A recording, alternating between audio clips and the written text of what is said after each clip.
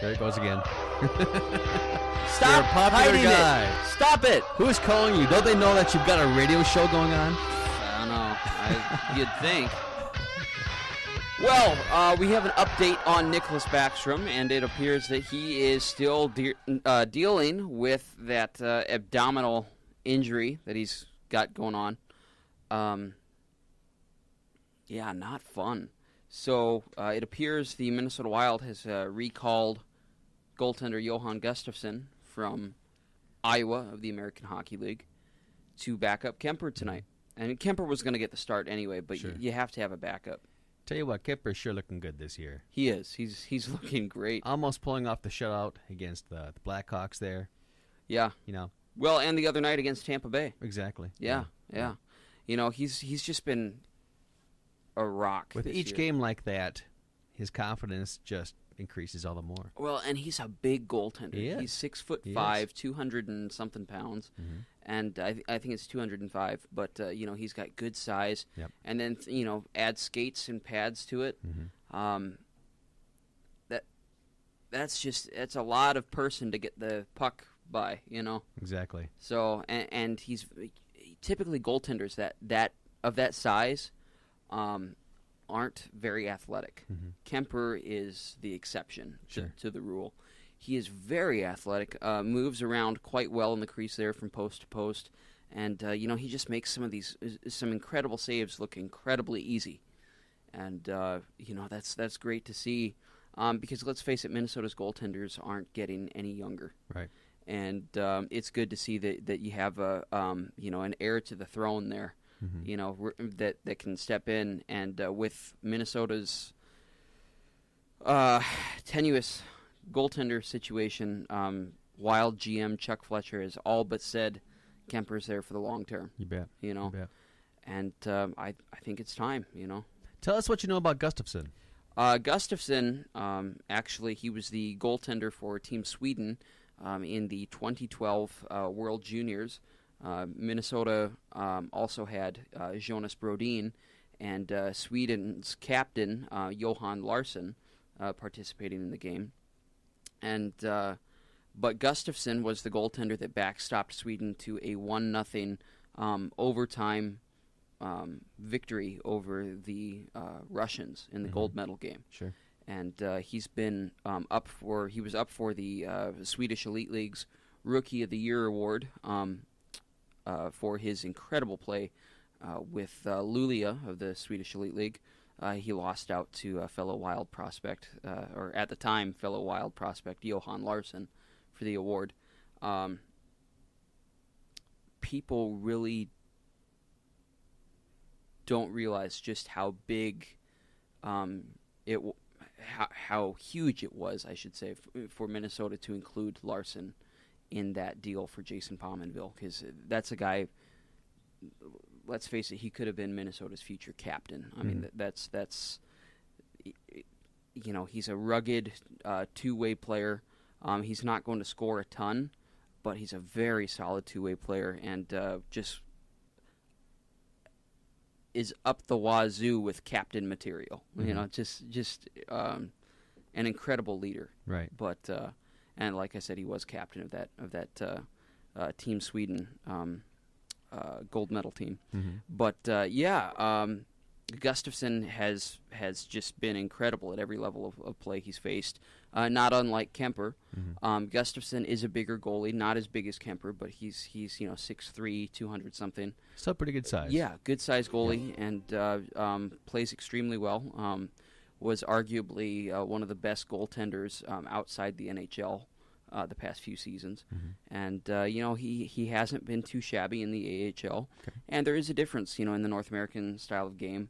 You know, for goalies, I think there's because the ice is smaller, Mm-hmm. action happens a lot quicker. Sure. You know, it's kind of a speedier game. Right. So not only do, you know, skaters have to get used to it, but the goaltenders do too. Mm-hmm. Mm-hmm. But yeah, so but he's done well, Mm-hmm. and he hasn't seen a start in Minnesota when he's been called up. Mm-hmm. But that'll change, you know, in the next year or so. You You know, bet. he'll get a start or two. Has he actually had a little bit of ice time this year? Not in Minnesota. Not in Minnesota. No, Okay. no ice Right. time whatsoever. Right, So right. Okay. didn't come in as a backup or anything. Now, there was some speculation about the Wild acquiring Ryan Miller. That's a good point because I was just going to get to that. Mm-hmm. Not happening. Okay. I'm just telling you right now, Mhm. and I've had Buffalo fans try and debate me all day about it, and there have been reports that Minnesota is interested in Miller. I'm going to tell you this right now. The Wild are not interested in signing him to a long-term deal. Okay. And a goaltender of his caliber, remember, he's struggled the past few years with Buffalo, and it's not just been him. It's been the team as a whole. Mm-hmm. He just doesn't have a very good defense in front of him, and you can't rely on just Jason Pominville and Thomas Vanek, and both of them are gone now. Right. Mm-hmm. So there's a ton of growing pains going on there, But he's still been solid. He was the goaltender, the starting goaltender for USA's 2010 silver medal team, and he could very well be the starting goaltender for this year's team too. Sure. It's likely down between him and LA's Jonathan Quick, Mm-hmm. but and Jimmy Howard also joins them. Sure. But Ryan Miller, even with his struggles, he's still got like a 92% save percentage this year and everything, and he's been solid. Mm-hmm. It's just hard to win when you don't have goal support. Right. But so he's a very good goaltender and a goaltender of his caliber. In fact, he's not just a good goaltender; he's one of the NHL's elite. Oh, sure. But a goaltender of his caliber is going to fetch, you have to think $7 million plus. Mm-hmm. He's what, 32, 33, somewhere around there. Mm-hmm. So he'll probably look for a contract that'll take him to when he's 38, 39, 40. Sure. And he'll want $7 million a year, Mm-hmm. something like that. And Minnesota has no interest in signing Miller for that long. For Mm-hmm. one thing, while goaltenders do tend to get better with age,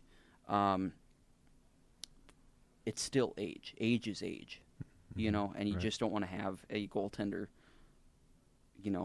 you don't want to have that much salary cap tied up in an aging player like that. Right.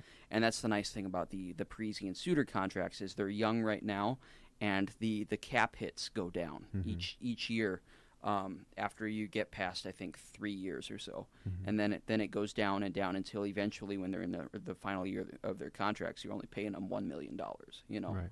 So, but it's unlikely that you're going to be able to work out a deal with Miller like that. Mm-hmm. Plus, we're seeing how good Kemper's playing. Right. And while he's going to have some struggles and he's far from grabbed the number one position entirely in Right. Minnesota, Right. he's going to get better. And I think he's the franchise netminder. You bet. I think he's the future franchise netminder. And as such, you just don't want to have him constantly behind Miller like that. You want him playing. You want him receiving big minutes. You bet. And let's face it, Minnesota wants to have that salary cap. Danny Heatley's coming off the books after this year. Don't be surprised to see him traded, if not this week, Right. before the trade deadline, because Minnesota wants to get something for him. Sure. Whether it's a pick or something, You bet. or maybe exchange him for another scoring winger, something like that. But ultimately, Minnesota wants to go after Thomas Vanek in free agency, and you can't have both Thomas Vanek and Ryan Miller because Minnesota doesn't have the salary caps for that, or the salary space or cap space for that. And then you have to look at all the youngsters that are going to be coming into their first year of restricted free agency, or coming into their first post-entry level deal contracts. Mm-hmm. And guys like Granlund and Brodin and Coyle and Niederreiter and even Zucker, they're going to demand big dollars, and you Bet. can't have that tied up in one aging player like Miller. Right. But we're going to take a short break. You are listening to The Power Play Hockey Talk Radio here on KCFS 94.5 FM. Don't go away. Hour 1 is in the books. Hour 2 is coming up next.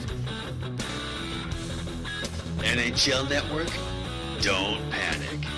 Your show prep will continue after this break.